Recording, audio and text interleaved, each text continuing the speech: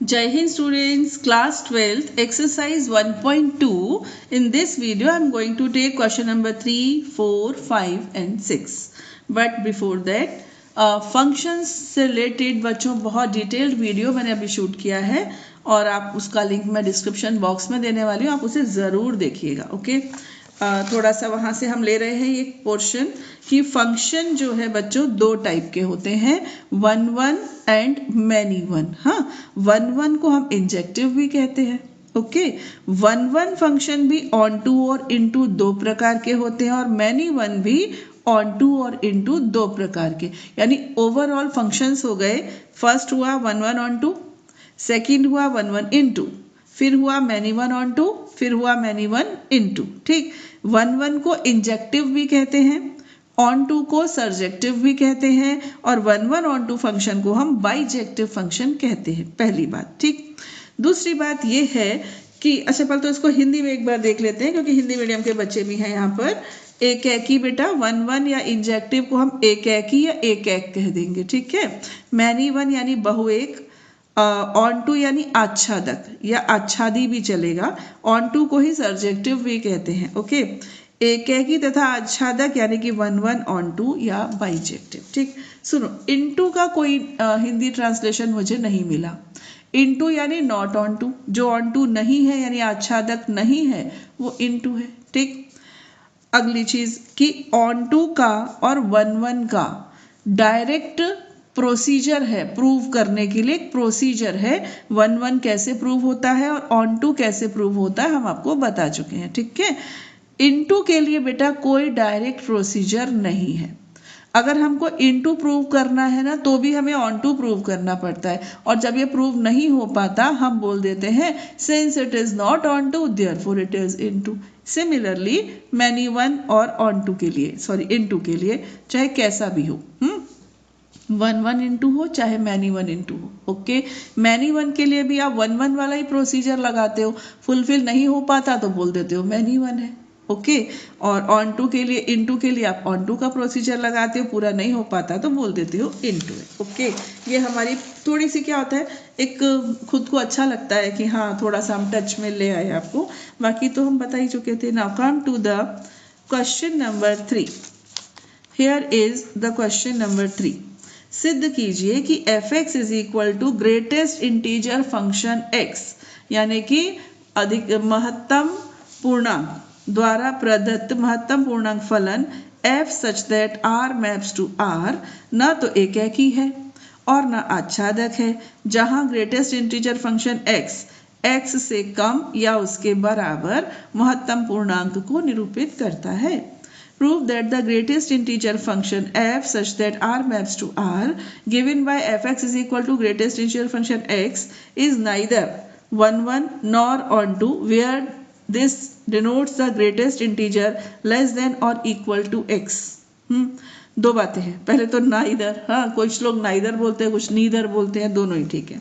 दूसरी मैथ्स वाली चीज़ ये है कि ग्रेटेस्ट इंटीजर फंक्शन अगर आपको सीखना है तो 11th क्लास के वीडियोस आप मेरे देख सकते हो, अदरवाइज यहाँ पर मैं थोड़ा सा तो आपको समझा ही दूँ. ग्रेटेस्ट इंटीजर फंक्शन मतलब बेटा जैसे कि 2.36 है, इसमें दो पार्ट है, एक 2 एक 0.36. तो यहाँ का इंटीग्रल पार्ट, इंटीजर क्या है, केवल यहाँ पर 2 है. ठीक है, इसको देखते कैसे हैं, चेक कैसे करते हैं, हम कंफ्यूज भी हो सकते हैं. आप ये देखो कि 2.36 किस किस के बीच में लाई कर रहा है. एक तो 2 और 3, लेफ्ट में 2 राइट में 3. फिर जो स्मॉलर होता है ना वो लेते हैं, बोलते क्या है ग्रेटेस्ट इंटीजर, क्योंकि इसमें ये ग्रेटेस्ट है, इसके बाद 3 अभी आया नहीं है, अभी तो ग्रेटेस्ट 2 ही चल रहा है. 2 प्लस 0.36 है लेकिन इंटीजर अभी 2 चल रहा है, 2.9999 तक 2 ही चलेगा. तो हम कैसे चेक करते हैं 2.36 किस किस के बीच में लाई कर रहा है, उसका मिनिमम वाला. अब मान लीजिए नेगेटिव होता, -1.36 होता बेटा, फिर आप क्या करोगे, आप मुझे बताओ -1.36 किस किस के बीच में लाई कर रहा है. It is lying between -2 and -1. देखो ना, -2 से बड़ा है और -1 नहीं पहुंच पाया है, छोटा है उससे, तो ग्रेटेस्ट इंटीजर फंक्शन क्या हुआ? -2। इसमें -1 दिख रहा है, -2 दिख नहीं रहा, लेकिन इसका ग्रेटेस्ट इंटीजर फंक्शन होगा -2। ठीक है, अगर केवल 2 होता तो 2, केवल -2 होता तो -2। तो ये ग्रेटेस्ट इंटीजर फंक्शन है। आया समझ में? एक आध प्रैक्टिस और कर ले क्या?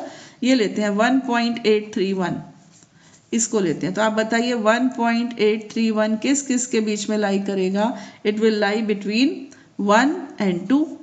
हाँ, तो इसका ग्रेटेस्ट इंटीजर क्या होगा? 1। ओके, तो इस तरह से ग्रेटेस्ट इंटीजर फंक्शन होता है। अब ये जो आपका फंक्शन है, ये कहाँ से कहाँ है? R to R। तो सबसे पहले मैं यहाँ पर साइड में दो ओवल शेप्ड सेट्स बना रही हूँ, है ना। इधर ये R, ये भी R।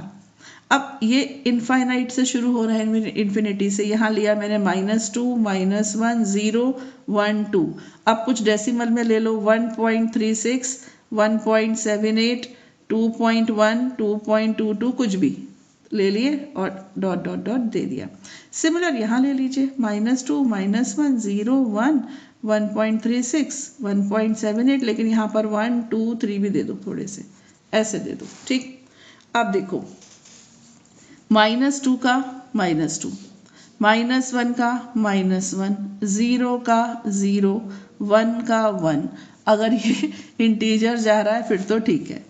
अब 2 का 2, चलो यहाँ पर ये रहा 2, 2 का 2, ओके। अब 1.36 का क्या है बच्चों? 1.36 का 1 है, ठीक है। 1.78 का क्या है? इसका भी 1 है ना। 2.1 का भी 2 है, 2.22 का भी 2 है। तो यहाँ के सारे एलिमेंट्स तो यूज होंगे क्योंकि ये तो फंक्शन की डेफिनेशन है, लेकिन वो 1 1 नहीं है क्योंकि बहुत सारे यहाँ के एलिमेंट्स एक जगह कॉन्सेंट्रेट कर रहे हैं, यानी कि 1.0 से ऊपर और 1.99 से बीच के सबकी इमेज 1 है। फिर 2 से लेकर 2.99 तक की सबकी इमेज 2 चलेगी, ऐसे। तो यहाँ के बहुत सारे एलिमेंट्स किसी एक पर आकर रुक रहे हैं, तो इसका मतलब ये 1 1 तो नहीं है, पहली चीज। दूसरी चीज बच्चों क्या है कि हमको ये बताना है कि ये ऑन टू भी नहीं है। तो ऑन टू तो दिख ही रहा है, देखो ये किसी की इमेज बन पाए, ये दोनों, ये 1 मैंने यहाँ 2 बार लिख लिया, इसको हटा रही हूँ मैं, ठीक है। ये दो एलिमेंट्स क्या किसी की इमेज बन पाए? नहीं बन पाए। और भी हजारों है जो डेसिमल में है, 2/3 के फॉर्म में है, कैसे भी हैं। तो बहुत सारे एलिमेंट्स नहीं बन पाएंगे क्योंकि यहाँ पर जो इंटीजर्स होंगे केवल वही किसी न किसी की इमेज बन पाएंगे, बाकी रैशनल और इररेशनल नंबर्स किसी की भी इमेज नहीं बन पाएंगे क्योंकि इसका नाम है इंटीग्रल फंक्शन, है ना। इसका नाम है ग्रेटेस्ट इंटीजर फंक्शन। तो इंटीजर ही आ पाएंगे, तो यहाँ पर कई एलिमेंट्स छूट जाएंगे जो इसकी किसी की इमेज नहीं है, यानी कि उनकी कोई प्री इमेज इसमें नहीं है। तो ये तो क्लियर हो गया कि ये 1 1 भी नहीं है और ये ऑन टू भी नहीं। अब सुनिए प्रूव कैसे करते हैं। मैंने आपको ये भी सिखाया था बेटा कि अगर प्रूव हो रहा है, यानी हमने ऐसे रफ में करके देख लिया और हमको पता चल गया कि ये 1 1 है, तो हम डेफिनेशन से प्रूव करते हैं। डेफिनेशन क्या होती है? सिंस, जस्ट अ मिनट, ये देखिए इधर हम करके दिखाते हैं आपको। अगर मैंने लिया fx1 और fx2, यानी कि दो इमेजेस, दो नंबर्स की इमेजेस, दो एलिमेंट्स की इमेजेस इक्वल है, तो फिर x1 is equal to x2 हो जाता है। तो हम बोल देते हैं यस इट इज 1 1, ठीक है। लेकिन अगर x1 और x2 इक्वल नहीं आते हैं, है ना, ये अलग है और ये अलग आ जाते हैं, इसका मतलब ये 1 1 नहीं है। तो जब 1 1 नहीं है बेटा, तब हम देते हैं एग्जाम्पल। ऐसे ही ऑन टू प्रूव करने का एक सिस्टम है। अगर ऑन टू नहीं है तो हम देते हैं एग्जाम्पल, है ना। तो अगर नहीं है तो हमें यूज करने होते हैं एग्जाम्पल्स। तो यहाँ पर हम देते हैं एग्जाम्पल्स, ठीक है। सिंस, अब आप लिखो f1.2, चलो ऐसे ले लो f1.2, तो ये क्या होगा 1.2 और इसकी इमेज कितनी आएगी 1। अब आप ले लो f1.3, ये ग्रेटेस्ट इंटीजर फंक्शन का फॉर्मूला लगा दो, ये भी कितना आया 1। अब आप लिखेंगे since f1.2 is equal to f1.3. It implies f1.2 is not equal to 1.3, जबकि ये दोनों इक्वल नहीं है लेकिन इनकी इमेजेस इक्वल है। अब इस चीज को बच्चों आप लिख दीजिए वर्ड्स में, ठीक है। आप लिखेंगे since to different elements of domain set R have same image in codomain set R, ठीक है। therefore it is not 1 1। it is मतलब फंक्शन इज नॉट 1 1।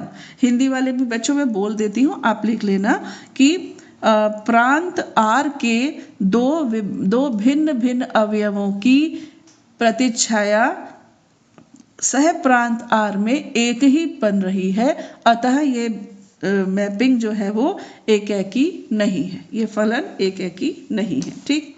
अब ऑन टू पर आ जाइए। ऑन टू पर आप क्या करो, आप लिखो let y is equal to कुछ भी ले लो, यहां से ले लो 1.5 ले लो, चलो ठीक है। y आपने लिया 1.5। अब आप लिखो यहां पर, अब ये y की जगह क्या लिख लो fx, y के प्लेस पर लिख लो fx और 1.5, ठीक है। fx क्या है, integer x is equal to 1.5। क्या किसी भी फंक्शन की ग्रेटेस्ट इंटीजर वैल्यू 1.5 हो सकती है? यहाँ आप लिखेंगे विच इज नॉट पॉसिबल, यह संभव नहीं। आपको आई बात समझ में? यहाँ से बच्चों हमें वो एलिमेंट ढूंढना है जिसकी प्री इमेज यहाँ पर नहीं है, तो डेसिमल का कोई भी ले लो। तो मैंने ले लिया 1.5, तो y इज इक्वल टू 1.5। ये x सेट है, ये y आपको सिखा चुकी हूँ ना, तो y की जगह पे लिखा fx और fx कितना लिया हमने 1.5। फंक्शन क्या है, ग्रेटेस्ट इंटीजर फंक्शन, और ग्रेटेस्ट इंटीजर फंक्शन 1.5 तो वैल्यू दे ही नहीं सकता। फिर हम लिखेंगे विच इज नॉट पॉसिबल या विच इज नॉट ट्रू करके भी लिख सकते हो, ठीक है। Therefore this function is not onto. आप एक टेबल क्लॉथ लाए और टेबल पर बिल्कुल पूरा आ गया तो 1 1 ऑन टू, ठीक है। टेबल क्लॉथ छोटा पड़ गया तो फिर ये फंक्शन ऑन टू नहीं है, इट इज इन टू, क्योंकि इसमें कुछ एलिमेंट्स खाली चले गए जिनकी प्री इमेज यहाँ पर नहीं है। तो लिख दिया, ऐसे ही लिखना है। सुनो, जब प्रूव होता है तो फॉर्मूला लगा देते हैं, नहीं होता है तो एग्जाम्पल देते हैं, ओके, याद रखना इस चीज को। Come to the question number 4। Question number 4 is, सिद्ध कीजिए कि fx is equal to mod x द्वारा प्रदत्त मापांक f such that r maps to r न तो एकेकी है और न आच्छादक है, जहां मॉड x बराबर x यदि x धन या शून्य है तथा मॉड x बराबर माइनस x यदि x ऋण है। Show that the modulus function f such that r maps to r given by fx is equal to mod r is neither 1 1 nor on 2, where mod x is x if x is positive or 0 and mod x is minus x if x is negative। ये तो आपको confuse कर रहे हैं, simple confuse कर रहे हैं। सुनो ध्यान से, mod x होता क्या, इसकी डेफिनेशन ही यही होती है कि ये आपको देगा प्लस x, कब, जब x बड़ा है या बराबर है 0 के। ये आपको देगा माइनस x जब x छोटा है 0 से। इस चीज को आपको हम फंक्शंस में समझा चुके हैं। देखो, ये जो मॉड है ना, ये निरपेक्ष मान या एब्सोल्यूट वैल्यू का जो साइन है, इसका काम क्या होता है, इसका काम होता है कि इसके अंदर जो कुछ भी है उसको बाहर लाकर पॉजिटिव बना दो, पॉजिटिव करना इसका काम होता है ना। अब ये जो निरपेक्ष मान है, इसके अंदर अगर मैं दे दूं 5 तो ये हमको एज इट इज 5 लौटा देगा। अगर मैं दे दूं -5, लेकिन इसको तो देना है +5, फिर ये क्या करता है, ये एक माइनस साइन इसको गिफ्ट करता है, खुद हट जाता है और अपनी जगह पे क्या देके जाता है, माइनस, और फिर इसको -5 को लिख लो, तो अब ये बन गया 5, है ना। तो अगर x से छोटा है तो ये -x होगा, लेकिन आउटपुट हमें पॉजिटिव देगा क्योंकि -x खुद माइनस है और फिर ये हमको माइनस साइन देता है। जब ये हमको माइनस देता है तो माइनस माइनस प्लस बन जाता है।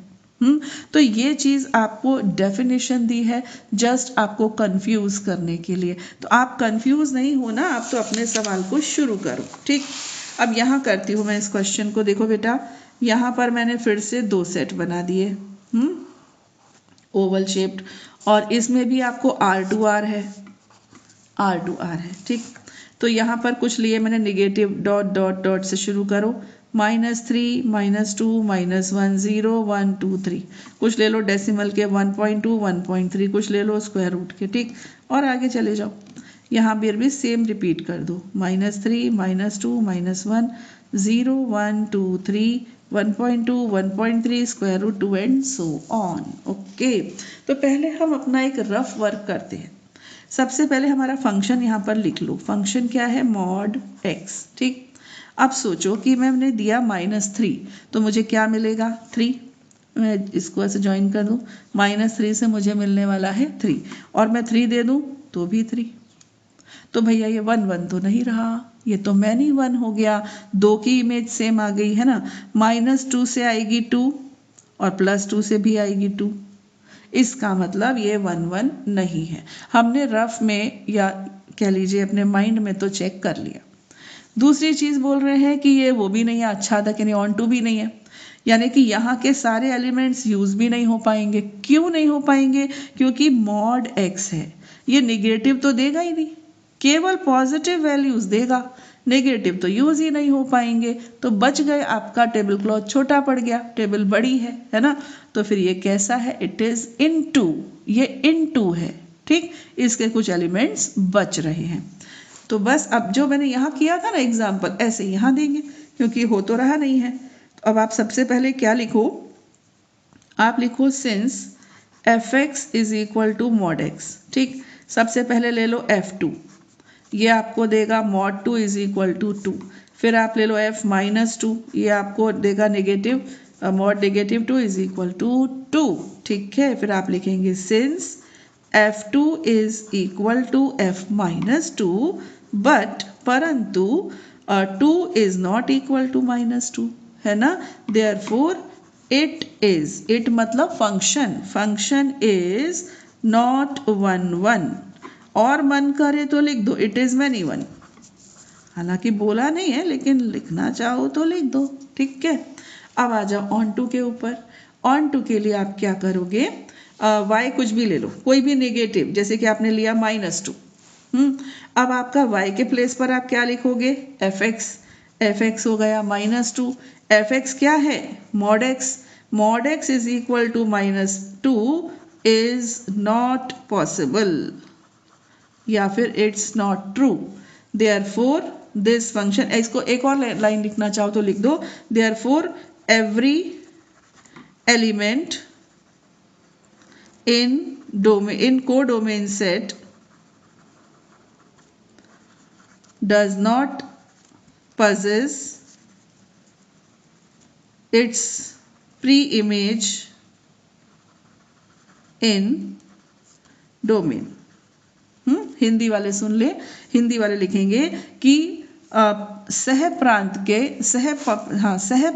का, ऐसे लिखो, सह प्रांत के प्रत्येक अवयव की पूर्व प्रतिच्छाया प्रांत में नहीं है। ठीक है, प्रत्येक अवयव की पूर्व प्रतिच्छाया या प्रतिबिंब, पूर्व प्रतिबिंब R में, ये डोमेन सेट क्या है? प्रांत में नहीं है, अतः यह आच्छादी नहीं है। और ऑन टू का, इनटू का हिंदी का रूपांतरण मुझे नहीं मालूम, तो आप इनटू नहीं लिखेंगे, आप लिख देंगे आच्छादी नहीं है, हो गया। ठीक है, तो 2 क्वेश्चंस मैंने यहाँ पर आपको करवा दिए। Now come to the question number 5 and this function is, ये देखिए ये रहा। सिद्ध कीजिए कि f such that R maps to R f x is equal to 1 यदि x से बड़ा हो, 0 से बड़ा हो, 0 यदि x इज इक्वल टू 0 हो, -1 यदि x इज लेस देन 0 हो। द्वारा प्रदत्त चिन्ह फलन न तो एकैकी है और न आच्छादक है। Show that the signum function f such that r maps to r given by fx this like this is neither 1 1 nor onto। बच्चों सुनो, सिग्नम फंक्शन बहुत प्यारा फंक्शन है, ये भी मैंने आपको अपने 11th के फंक्शंस वाले वीडियो में बताया है और बहुत अच्छे से बताया है। मन हो तो मैं उसका भी लिंक दे दूंगी, आप वो भी देख लेना। ठीक, तो सिग्नम फंक्शन होता है बच्चों, ऐसा होता है, देखो f x is equal to mod x over x होता है, ये वाला होता है। ठीक है, और इसकी डेफिनेशन इन्होंने प्रॉपर यहाँ पर दे दी है। F x is equal to, it will be 1 if x is positive, it will be 0 if x is 0, it will be -1 if x is less than 0। ये इसकी डेफिनेशन ठीक होती ही है। अब बना ले हम साइड में दो अपने सेट्स, और भाई यहाँ पर भी सेट हमको R2R लेने हैं। R बड़े भारी भरकम सेट्स होते हैं ना, तो यहाँ पर ऐसे ले लेते हैं, देखो 1 2 3 1 2 3, 3 पॉजिटिव ले लिए, 0 ले लो, 3 नेगेटिव ले लो, 1 2 3 1 2 3, ओके। और फिर आप ले लो यहाँ पर एक आध डेसिमल ले लो, है ना, 1.2 1.2 √2 बहुत है इतना, मेरे को थोड़ा लंबे बनाने चाहिए, मैं छोटे ही बना देती हूँ, नो इशू। ये हो गया आपका गिवन रफ वर्क, है ना।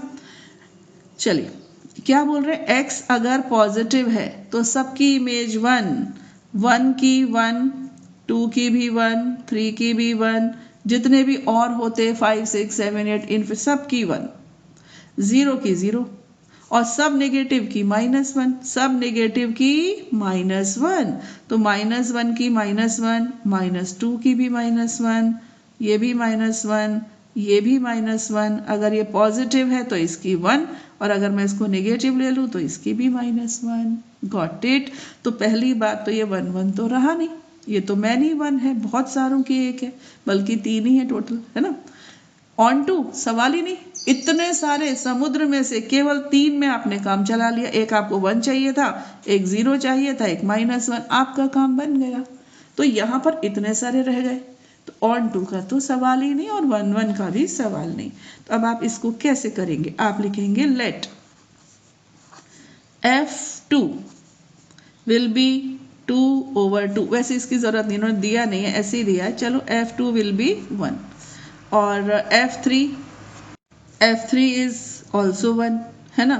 फिर आप लिखेंगे since f2 is equal to f3 but 2 is not equal to 3, यही सिस्टम है ना।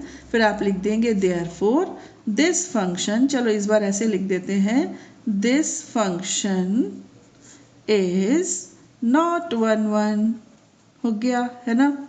सेकेंड है ऑन टू वाला।